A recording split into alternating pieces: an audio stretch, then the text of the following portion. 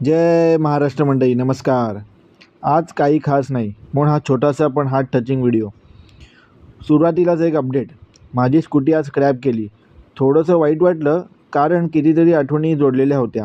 पण लाईफमध्ये कधीकधी चेंज स्वीकारावाच लागतो. म्हणून आज ऑफिसला मित्राच्या गाडीवर गेलो.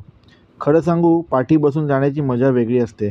नजारे बघत बसायचं, रिलॅक्स व्हायचं आणि मित्र फुल फोकसमध्ये गाडी चालवत असतो.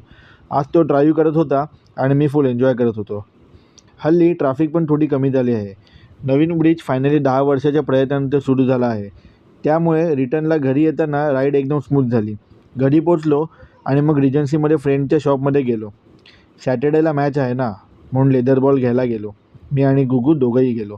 बॉल घेतला आणि येताना आईस्क्रीम खात खात घरी परतलो. आज त्या दिवसातील सर्वात बेस्ट मोमेंट. घरी गेलो तेव्हा मी अजून हेल्मेट घातलेलंच होतं. गुगूने मला पाहिलं आणि तिचा चेहरा बघण्यासारखा होता.